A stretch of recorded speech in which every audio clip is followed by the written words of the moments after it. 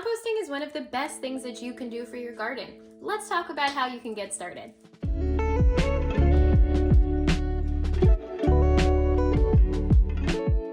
More and more people are getting into the idea of composting at home. I'm sure you've seen by now the adverts for all the different little countertop composters that they have out there, but do you need to spend hundreds of dollars on a fancy gadget to compost? Absolutely not. So today, I will walk you through my setup here and how I compost in my small backyard. You're gonna hear a lot of initial fuss about what is carbon, what is nitrogen. So what's important to understand and to take away from all of this is that carbon, otherwise known as brown or dry materials, absorbs the moisture in the pile, while nitrogen, also called green or wet materials, releases that moisture. In a weird kind of way, you're making a dirt dough ball. And that Goldilocks level of consistency, not too wet, not too dry, is really important to find. So I grabbed out my paper shredder. Because I do a lot of composting at home, I do have a paper shredder that I can actually run cardboard boxes and thicker paper materials through. So I do hoard a lot of my paper bags, my cardboard boxes, and this is my preferred method of breaking them down. People usually are selling them on Facebook Marketplace and all sorts of places, so don't buy new if you don't have to. Reduce, reuse, recycle, get one secondhand, but this bad boy definitely chomps through a lot of carbon material. You've probably heard that you cannot compost meat, dairy, etc. I do want to let you know that you can compost that in a different method. It's called bokashi composting, and you can actually compost anything organic as in not certified organic as in it was a living being at one point, right? It was a food source. That's why I have so many chicken bones and rib bones in my garden randomly throughout my soil, because we have broken down food that was going bad. We have fermented it, bokashi, and released those nutrients back into the soil. I will link the video that I have on bokashi composting in case you want to check that out. For the day, I just use a container and I will keep a lid on it. I will keep this in my kitchen. It's just a normal soup container from takeout that I stuff my materials in, and then I empty it out into a larger bucket that I have. Another method is to actually put this in your freezer. What you can do is empty out your scraps, put them in a freezer bag, and just throw them in the freezer, or keep them in the same container. It's up to you. By storing them in airtight containers or freezer bags and keeping them in the freezer, you're really going to reduce the amount of odor that you get from food scraps. I do want to say that it is important to empty out your food scraps in a timely manner. Nothing bad necessarily will happen. Again, it's just odor control, and that's just what most people find to be the most unpleasant about the composting experience. So if you're trying to reduce odor, airtight containers, freezer, that's it. those are the best ways.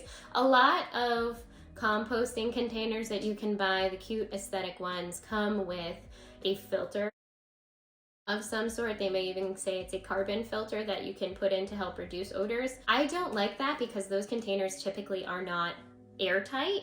You get a lot of fruit flies and things like that that end up in the compost, so I am not a fan. I have tried it that way, but I am personally just not a fan. It's important to keep your compost bucket in a place you're gonna remember. I realize that remembering where you put things is probably not a problem that normal people have, but that is definitely a problem that I have.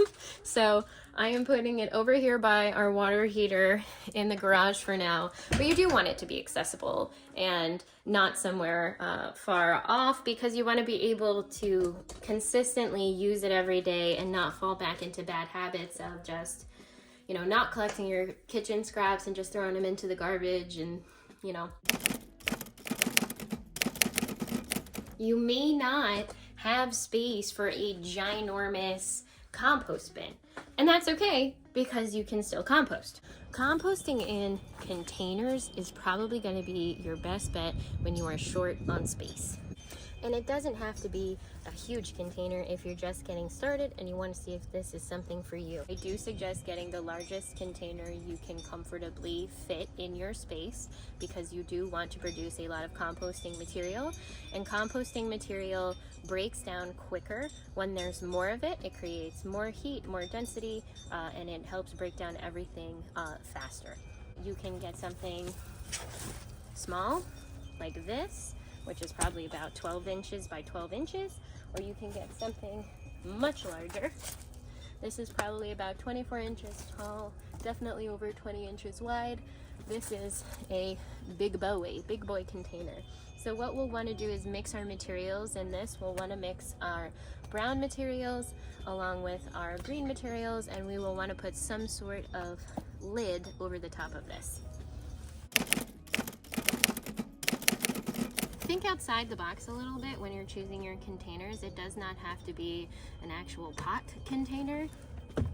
It can be one of these totes, especially if you want something that has a lid, especially in small backyards where rodents could be a potential issue. So if you're trying to keep things from accessing it, like birds or rodents, you're going to want some sort of lid to come down on top of your container. You're going to want to make sure that you drill holes into the bottom of the container, because remember about that extra moisture, we want it to be able to drain out if there's excess moisture, and we want to make sure that we allow access for all of our other wonderful decomposers. Decomposers like worms, pill bugs, millipedes, all of those guys, they're going to want to get in here and access that yummy material, and they will help break it down for us. So we kind of want to make it easier for them to get in. You can start something like this now over the winter. By April or May, some of that material might actually be broken down enough to use. So don't think that you can't get started now and potentially have something usable for your garden by spring.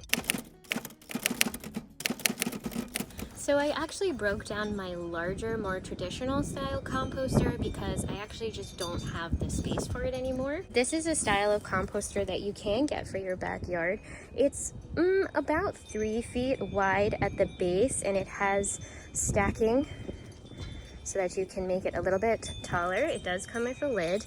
I have never used this side chute here, where you're supposed to open it up and remove the compost, because typically I just leave it in this whole batch and then harvest at the end like you saw in our last video. But this is an option for you if you have the space for it. I've noticed that when I use the large one, because it doesn't have like a tight seal on the pieces, it's really easy for mice and birds to kind of get in there and mess around with the material, and I really don't want to create any more spaces in my garden that harbor them or make them feel warm and cozy like that. You can buy materials for inputs if you really need to, if you don't have enough paper, things like that. So straw is a fantastic carbon material that you can put inside your compost. Another great starter and filler for your compost would actually be any spent potting soil that you have. So as your plants have finished up for the year, don't just dump this out in the garbage. Actually put this inside your composting bin and let it break down and add some more carbon matter to your whole compost.